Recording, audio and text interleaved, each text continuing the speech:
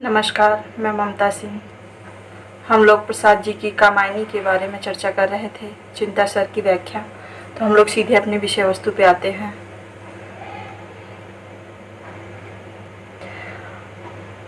मनन अमर मरेगा क्या तू कितनी गहरी डाल रही है नींव। यहाँ तक हम लोगों ने व्याख्या कर लिया था। अब आगे हम लोग चलते हैं, क्योंकि यदि बहुत विस्तृत तरीके से इसकी व्याख्या की जाए तो समय बहुत कम पड़ जाएगा, और जिस आभासी दुनिया से हम लोग जुड़े हैं वहाँ कुछ लिमिटेड है, सीमाएं हैं।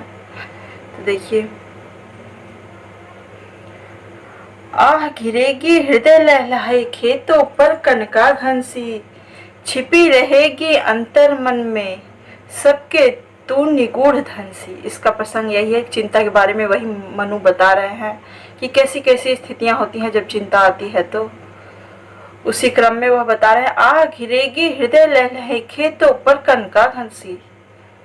चिंता की स्थिति क्या होती है? जैसे एक किसान है जिसने बहुत परिश्रम से अपनी खेतों में फसल तो तैयार कर ली है, लेकिन उसके मन में एक अनजाना भय हमेशा सताता रहता है कि कहीं मौसम न बदल दे, बिजली न तड़क जाए, बारिश न हो जाए, सब नुकसान न हो जाए।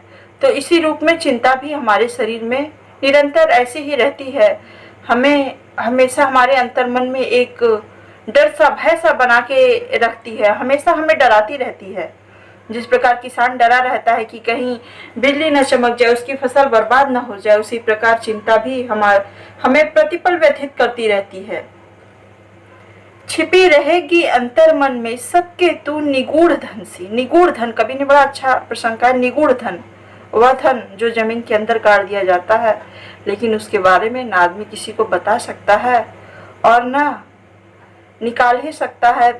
वहां पे आदमी उसको रख तो दिया है, मनुष्य ने जमीन के अंदर जैसे धन गाड़ के रख दिया जाता है, वैसे ही चिंता हमारे अंदर तो है, लेकिन हम उसे बता भी नहीं पाते हैं किसी को, और स्वयं वो हमें अंदर ही अंदर खाती रहती है। निगूढ़ धन सी, वो सबके अंतर्मन में कहीं ना कहीं छिपी होती है और परिस्थितियां पाकर आगे निकल के आती हैं, जो व्यक्ति को दुखी कर देती हैं। अब चिंता को मनु विभिन्न नामों से संबोधित कर रहे हैं कि हे चिंता, देख तेरे क्या क्या नाम है। बुद्धि मनीषा मति आशा, चिंता तेरे हैं कितने नाम। अरे पाप है तू जा यहाँ नहीं तेरा कुछ काम। चिंता के कितने रूप हैं। देखिए, कवि ने कितने रूपों में चिंता, कितना स्वरूप है उसका। बुद्धि मनीषा मति आशा, ये सब क्या है? ये चिंता के ही तो नाम है, चिंता के ही प्रतिरूप है। जब ये किसी भी रूप में हमारे सामने आती है तो मनुष्य को सोचने पर विवश कर देती है। हालांकि इसका सकारात्मक परिणाम भी होता है, क्योंकि यदि यह न रहे तो मनुष्य आगे नहीं बढ़ पाता।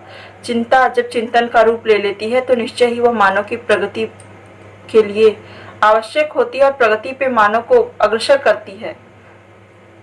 तो वही मनु कह रहे हैं, तो कितने रूपों में आती है। एक रूप में जाती है तो कभी आशा के रूप में आ जाती है, कभी बुद्धि, कभी मति, कभी मनीषा।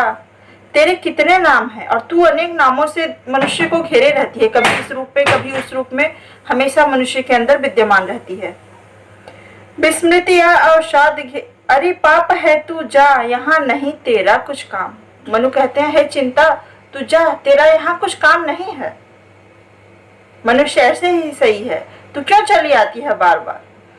अब यहाँ वह चिंता को वो सब कुछ भूल जाना चाहते हो, जिससे जो दुख उनको हो रहा है वह सब कुछ भूल जाए, दर्द ना हो, उन्हें कष्ट ना हो। देखिए वो कैसे कहते हैं, विस्मृतियां अवसाद घेर ले, नीरव ते बस चुप कर दे, चेतनता चल जा, जड़ता से आज शून्य मेरा भर दे। विस्मृतियां अवसाद घेर ले, कहते हैं ऐसा क्यों न हो कि आज मैं सब कुछ भूल जाऊं जिसके कारण मुझे इतना दुख हो रहा है।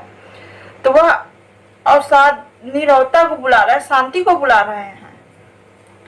शांति, खालीपन, विचारों का जो अंतर्द्वंद मन में चल रहा है उनके हृदय में, कह रहे हैं क्या ऐसा क्यों ना हो कि मैं सारे विचार जो है सब कुछ भुला दूं, जिससे मुझे जो दर्द हो रहा है, जो कष्ट हो रहा है वो ना हो। कभी ना कभी सबके जीवन में ऐसी स्थितियां आती हैं कि ऐसा कुछ हो जाता है कि हम उसे बहुत भूलना चाहते हैं।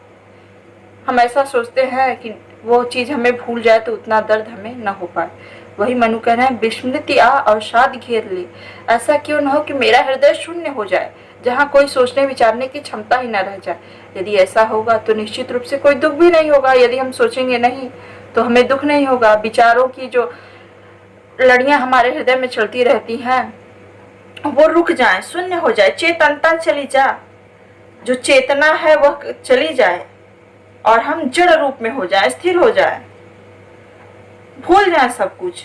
तो मनु अपने जिस व्यथा में प्रलय के विध्वंसकारी रूप को देखकर जिस दुख से वो दुखित हो रहे हैं, तो वो सोचते हैं कि ऐसा कुछ हो जिससे मेरी चेतनता चली जाए, मैं सब कुछ भूल जाऊं, विचार शून्य हो जाऊं। चिंता करता हूं मैं जितने उस अतीत के उस सुख की, उतने ही अनंत में बनती जाती रेखाएं दुख की। चिंता करता हूं मैं जितनी उस अतीत के उस सुख की। मनु कहते हैं कि मैं अपने बीते पलों को जितना भी याद करता हूँ, जितना भी भोग विलास जो मैंने जिया है, जो देव जाति की गरिमा थी, जितना भी मैं उस सुख के पलों को याद करता हूँ, उतना ही मेरा हृदय व्यथित होता है, मैं उतना ज्यादा ही दुखी होता चला जाता हूँ। उतने ही अनंत में बनती जाती रेखाएं दुख की। मैं अपने सुख को जितना भी याद करता हूँ उतना ही मैं दुखी होता चला जाता हूँ। आ स्वर्ग के अग्रदूत तुम असफल हुए, विलीन हुए, रक्षक या भक्षक। आ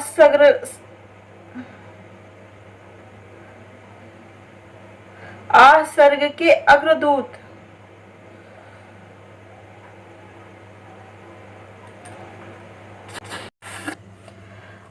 स्वर्ग के अग्रदूत तुम असफल हुए, विलीन हुए, रक्षक या भक्षक जो समझे केवल अपने में मीन हुए।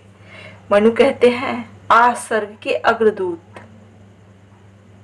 वो जानते हैं कि मुझे इस सृष्टि का निर्माण करना है, लेकिन मुझे कोई रास्ता नहीं दिख रहा है।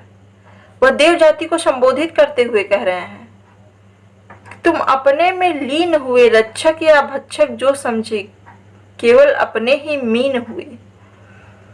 जैसे मछलियां, जो बड़ी मछलियां होती हैं, वो छोटी मछलियों को खाकर अपना ही अस्तित्व नष्ट करती हैं, वैसे ही मनु कह रहे हैं, हे देव जाति के लोग, तुमने प्रकृति के साथ जो विलासिता का राग छेड़ा, उसमें तुमने अपने ही जाति का, अपने ही कुल का नाश किया।